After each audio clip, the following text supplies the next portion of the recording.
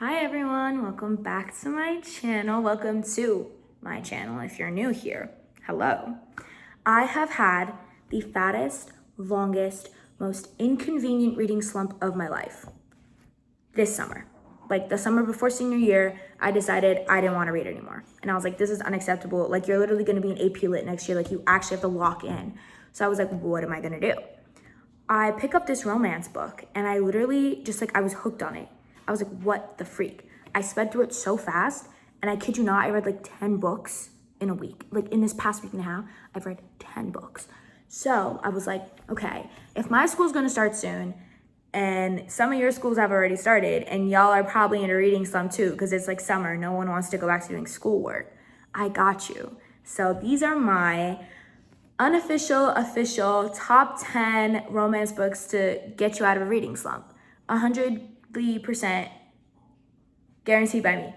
So let's get into it.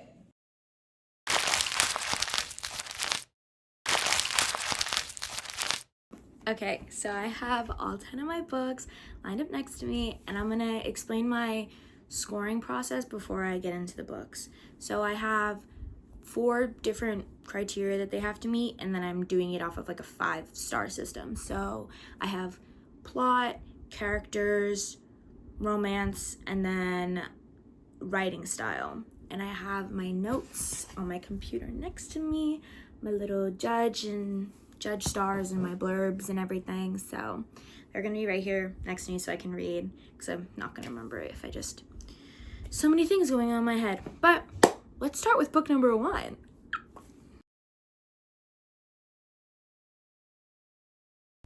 Okay, so book 1 is called Set on You, and it's by Amy Lee, and it follows Crystal, who's a plus-size social media personality, who's this fitness influencer.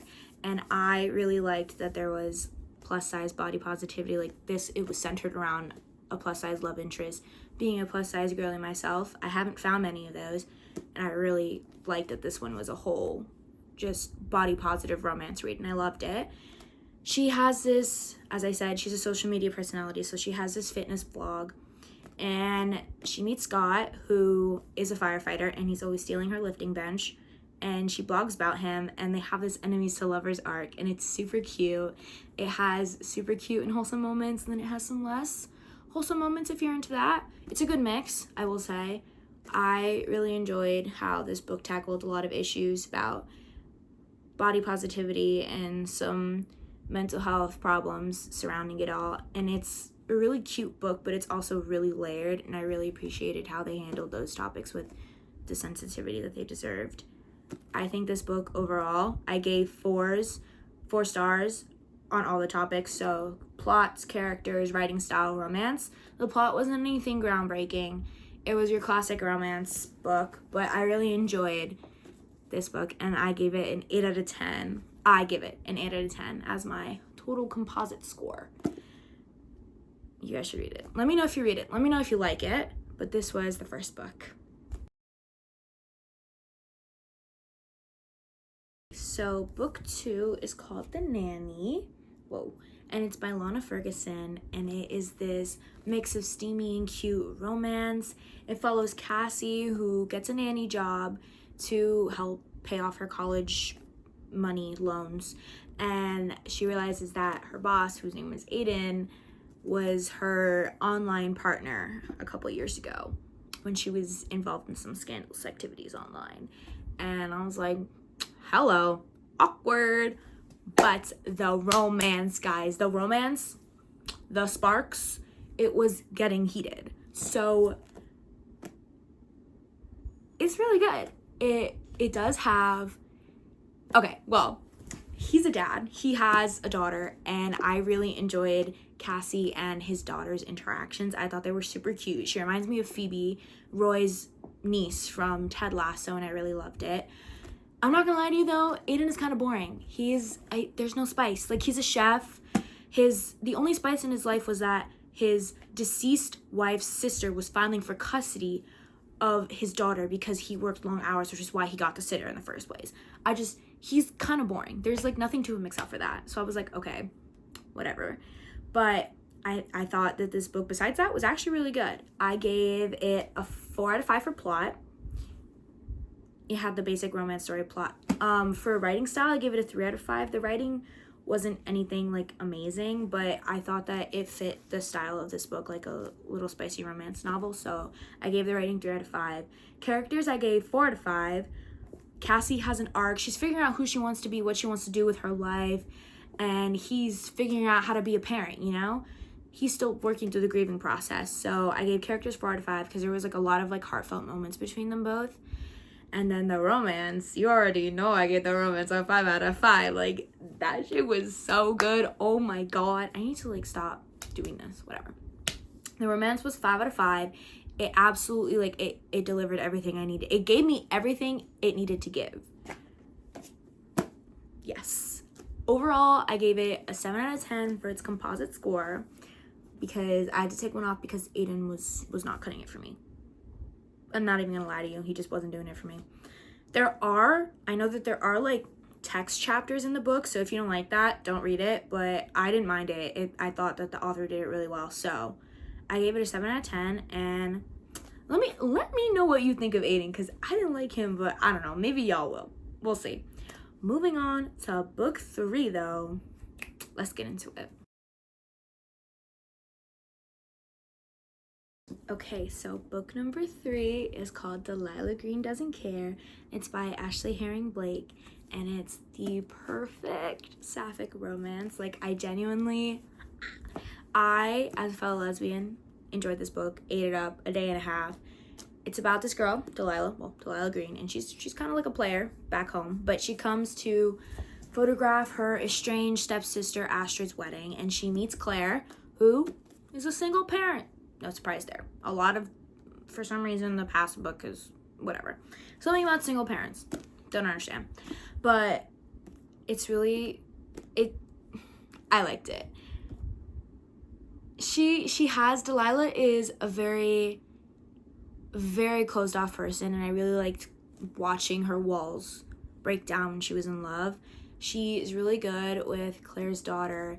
She comes in to photograph the wedding, decides, oh, I hate this town, I hate my stepfamily, like, she's the black sheep of the family, and so she decides, maybe a little retribution is in order, so she starts flirting with Claire, and she didn't realize that she would get to actually fall in love with her, and it kind of backfires in her face, but it was good.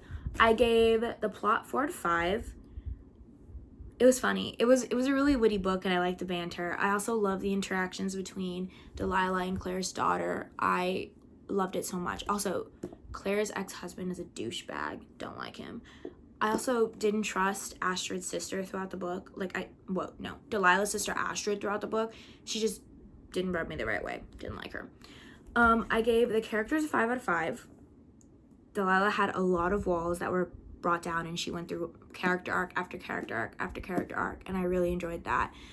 Claire was a little simpler, but she still had a lot of like understanding and things to come through and work through with her ex-husband, so it was nice to read that too. I gave the plot 4 out of 5. It's pretty straightforward. It's your classic, love story. Writing style, I gave 4 out of 5.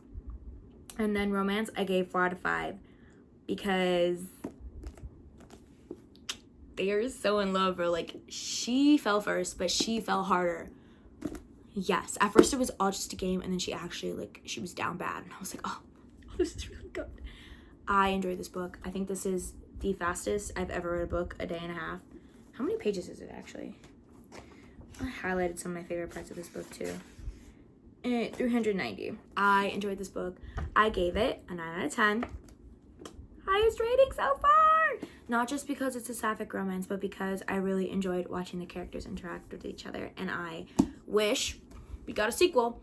We should get a sequel on how Delilah and Claire's lives happen, how it unfolds when they move in together and get married. Let's hope.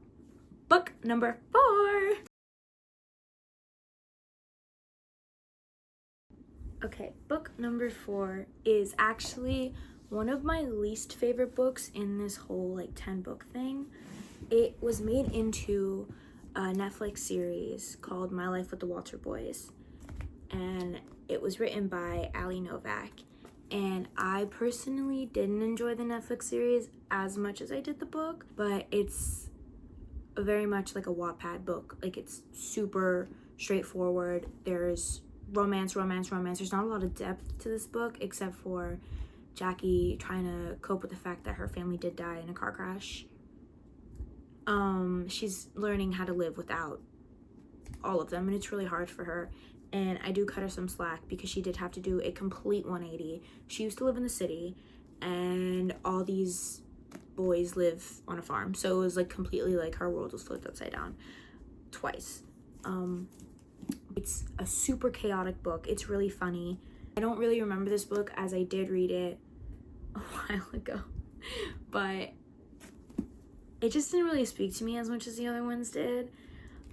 It's definitely binge worthy. Like, I put it on here because it's a really easy read. Like, if you're in a slump and you need something to read, just to say, oh, I read a book, I can read another one, read this book. Read this book. Don't let it deceive you. It looks like a big boy, but it's actually just like a lot of it's just like pining over someone else. So I would read this one if you just need to get one book read. I actually, I gave the plot a 4 out of 5. I gave the characters 4 out of 5. The writing 3 out of 5, again, because it is a very Wattpad style book. And then I gave romance 4 out of 5 because she has, it's a love triangle. Besides the fact that I just have personal issues with Jackie's character, I'd give it a 6 out of 10. I really do need to start cutting her some slack because, her entire family did die in an accident. But I give it a 6 out of 10 for its overall composite score, and I think that it's a great first read if you just need to get out of your reading slump.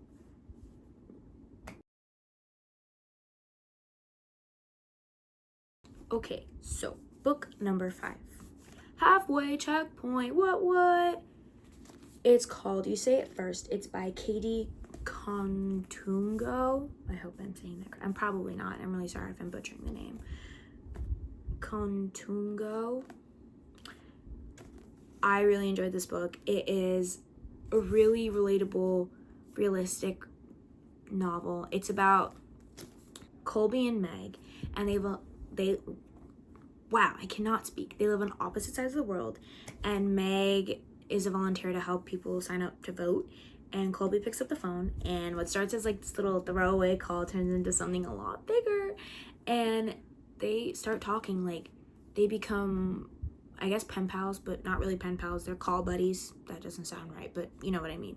They talk about everything, hopes, fears, dreams, and they also talk about what they want to do later in life, in the future.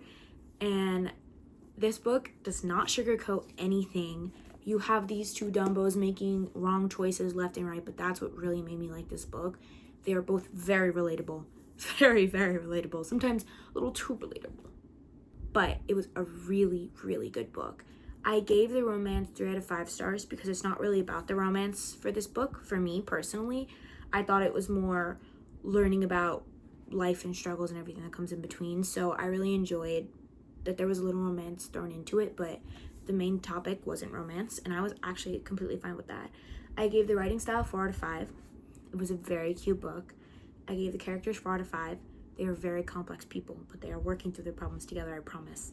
And I gave the plot 4 out of 5, and I thought that this is a romance novel grounded in real life struggles, and if you like that, you should pick this one up. Book number 6 is called Out on a Limb, and it's by Hannah Bowman Young. It's so good. It's a beautiful book, and I have nothing bad to say about it. It's about this girl, Wynn, and she has, her name's Winifred, but they call her Wynn, and she was born without a leg, and she's constantly underestimated by everybody. And she meets this guy, Bo, who's quiet, artistic, and he sees her for who she truly is, and they hook up at a costume party, and she ends up pregnant. Spoiler alert. Whoops. But yeah, they have to learn how to raise this baby together. They decide that they're gonna stay together, and I really love this book. I cannot express to you. It was so beautifully written. It's the perfect balance between heartfelt and just gut-wrenching. It was really good though. I gave the plot 4 out of 5, characters 5 out of 5. I have nothing bad to say about them. Writing style 4 out of 5, romance 4 out of 5. It'll make your heart ache in the best way that it could possibly ever ache. And The characters are so lovable. They're so easy to root for. It's an amazing book, and it has a great underlying message that you should be loved for who you are, not what you are, you know? And I really love the romance, and I think that this book is a great book, and everybody should read it right now. Book number 7.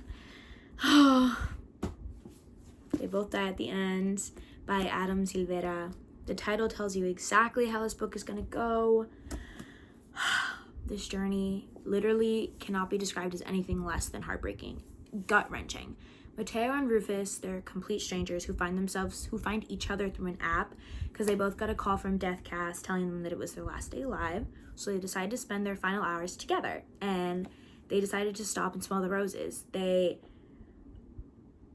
I wrote, what unfolds is this mix of adventure, vulnerability, and the most beautiful short-lived romance. And no words are truer than that. Like, this book had me in tears. And I'm not gonna lie to you, I was this book's biggest hater 2 years ago because it was all over Book Talk. Everybody was like, oh, this book is so good, this is so good. And I was like, okay, they're just glazing it like it's overhyped. It can't be that good. 2 years later, I kid you not, I bought the book. Like, they actually, like, they were not glazing. This book is actually really good. Some people might not like it. I loved it. I thought that it was amazing. Like, mwah. I even bought the prequel. And now I'm saying you need to read it. So take that into consideration. Like, go buy this book. This book is about seizing the moment and appreciating the people that come into your life when they come into your life. And I ranked the characters. I gave them 5 stars because they are so deeply and helplessly devoted to each other. And I gave the romance a 4 out of 5 because it is such a beautiful romance under such sad and tragic circumstances. I gave the plot a 4 out of 5 and the writing style 5 out of 5. And this book is a 9 out of 10 for me because I had to demote it 1 rank on the overall composite score ranking because it made me sob. I had tears streaming down my face, and I did not appreciate that. So this book is a 9 out of 10. And it would have been 10 out of 10 if it didn't make me sob my heart out.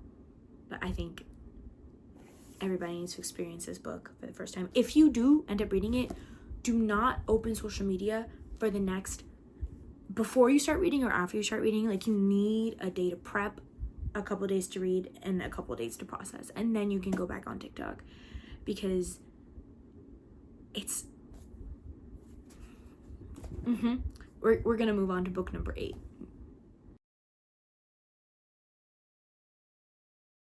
Okay, book number 8. If you have been living under a rock, you wouldn't know what it is, but it needs no introduction. It was famous on Book Talk as well.